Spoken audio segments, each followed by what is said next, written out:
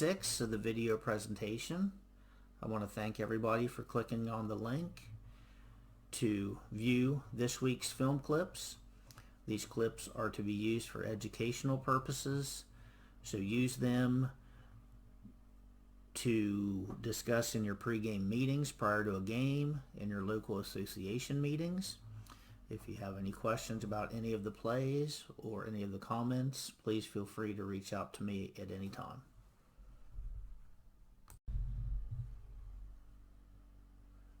In play number 1 this week, we're looking at forward progress being stopped in bounds, and then the player may be falling across the sideline. We're going to have 2 plays of this, but here's an example where the runner's forward progress on a 4th down play is actually stopped in the field of play. So we know the game clock is going to stop after a 4th down play automatically. So if the line to gain was reached, we would need to wind the clock for the forward progress being stopped in bounds, and then stop the clock to move the chains. This lets the referee know that once the chains have been moved, the game clock will start on the silent wind.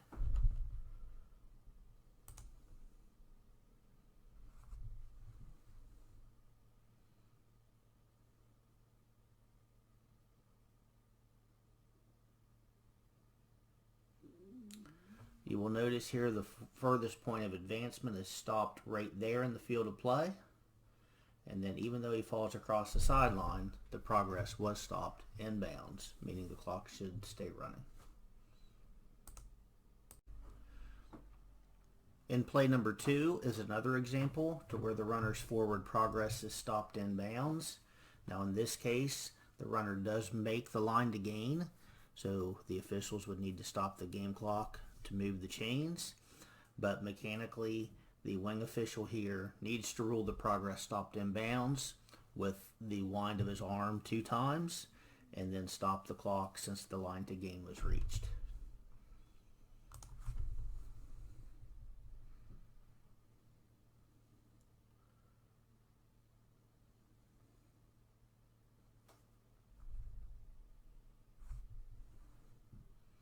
You will notice here that the runner's furthest point of advancement is stopped in the field of play, and he is pushed out of bounds. He does not go out of bounds on his own.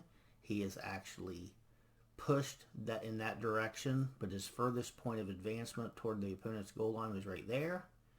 So even though he crosses the sideline, forward progress was stopped in the field of play.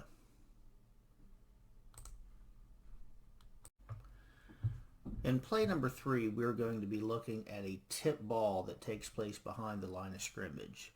So on this play, ineligible men should be called because the ball is tipped behind the line of scrimmage and then goes beyond the line of scrimmage. However, this is a foul because the ball is actually tipped by the offensive team. Now, if this pass would have been tipped by the defensive team behind the line, and then the ball would have gone beyond the line of scrimmage, then we would not have a foul for ineligible men downfield.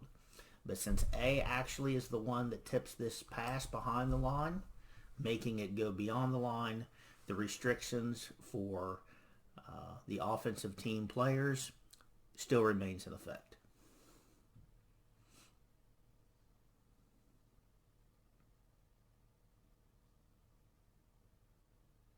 There's the ineligible player downfield, and there's where the offensive man tips the football.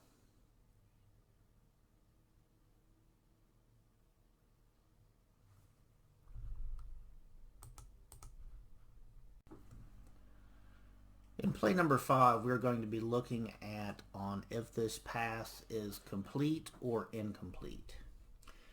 Now remember, to be a catch in high school football, the receiver has to have control of the football and have 1 foot down in bounds.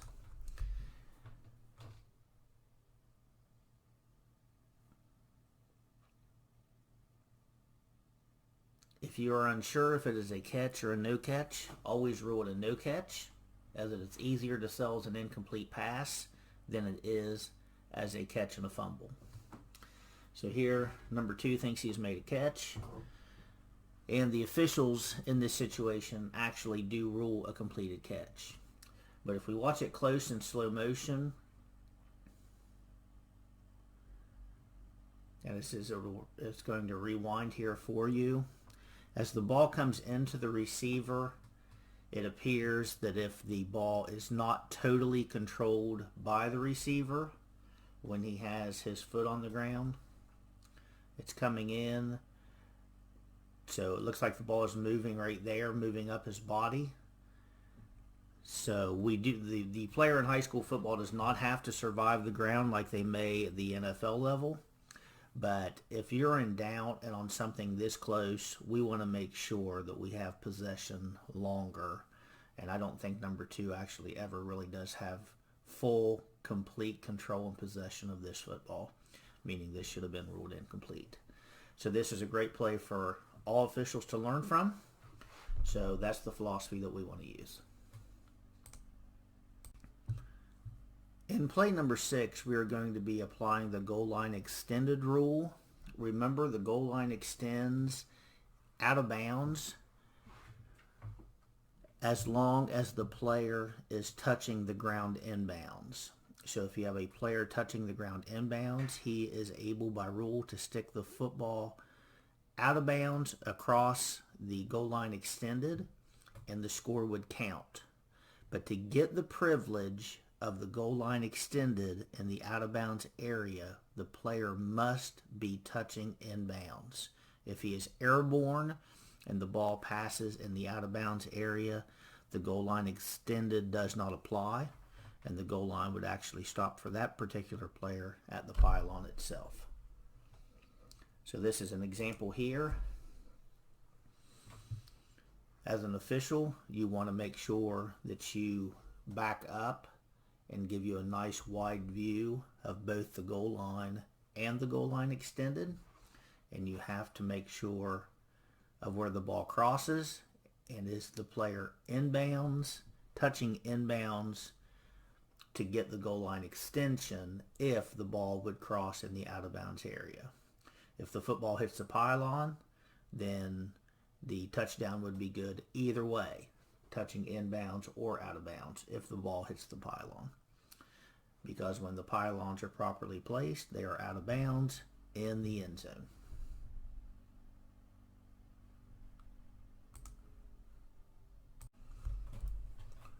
In play number 7, this is a good job by the side judge ruling on a catch. This is another deep pass down the sideline, and we see a lot of this.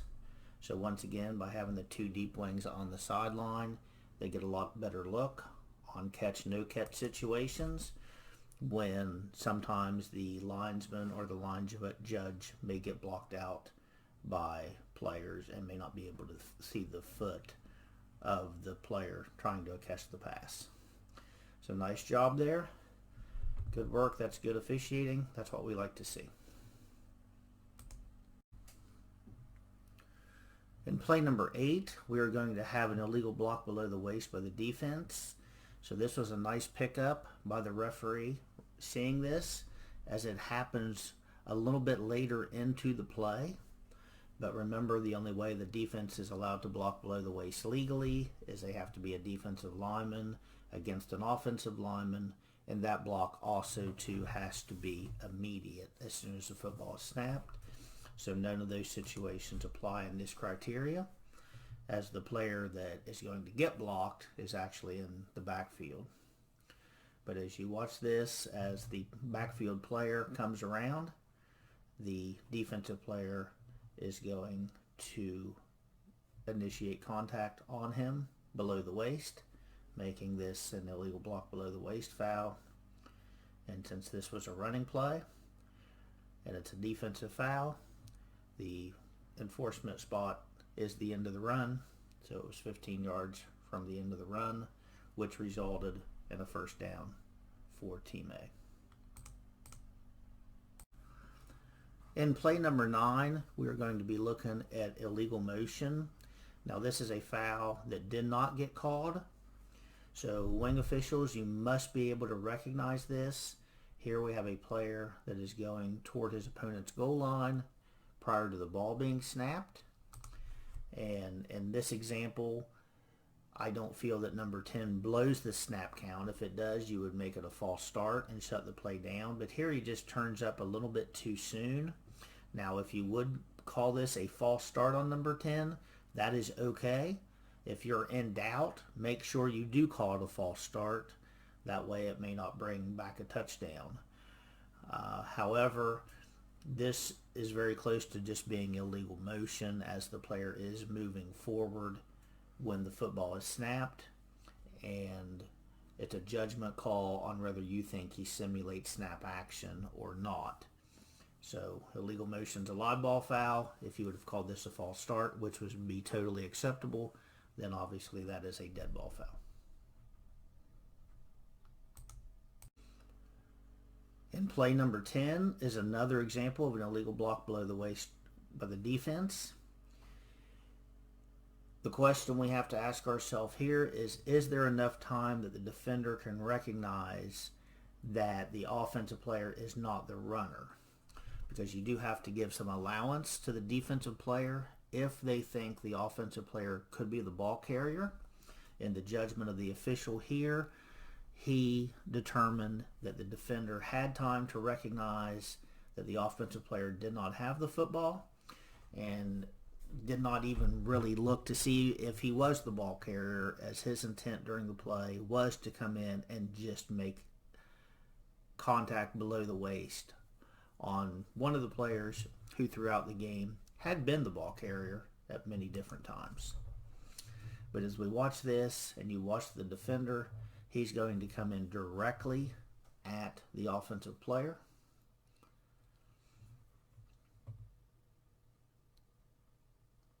And will make contact on him below the waist.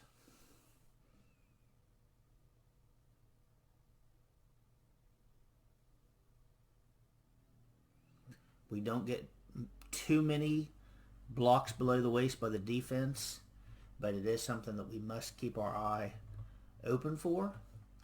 And just process what you see. Don't be in a hurry to throw the flag. Let your eyes process and your mind process what you actually just saw and determine. And then if you determine it to be a foul, go ahead and penalize accordingly. In play number 11, you're going to see why one of the items that I addressed in the bulletin that I released this week on Tuesday has to do with hustle. We as officials must hustle, but we don't have to hurry.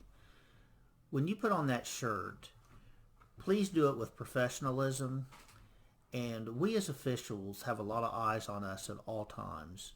So let's act like we want to be there. No one is making you be there. You're there by your own choice. So if you're going to do it, give your very best to do it right. Here is a play where the referee makes no effort to get out of the way of this play, to put himself into proper position.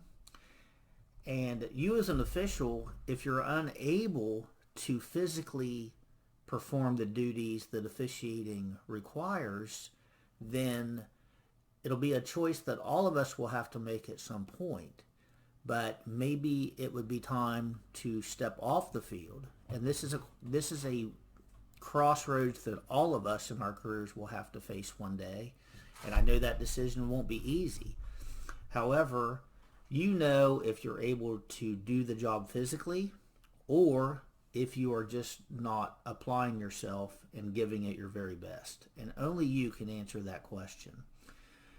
So here is a play where the referee makes no effort to get out of the way. And my concern with this play is the injury that could happen to the official by not getting out of the way, and what could result if action like this will continue throughout the season. So please just give it your very best to do the job the very best you can, and try to hustle as best you can.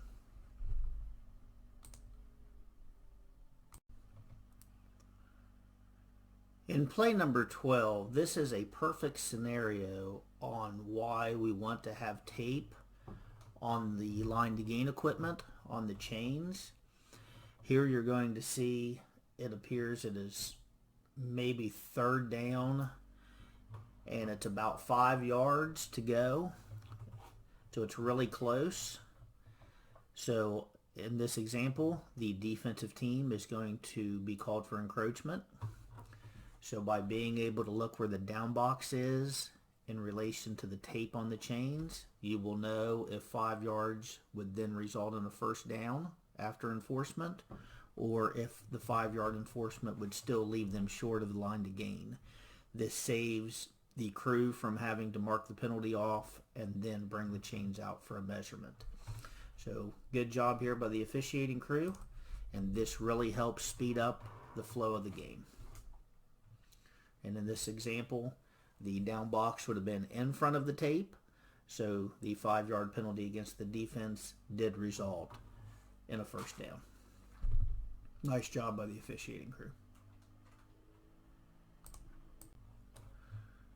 Once again, thanks for participating in watching this week's video presentation. I want to wish all crews good luck this week and safe travels on all games starting this evening and going throughout next week.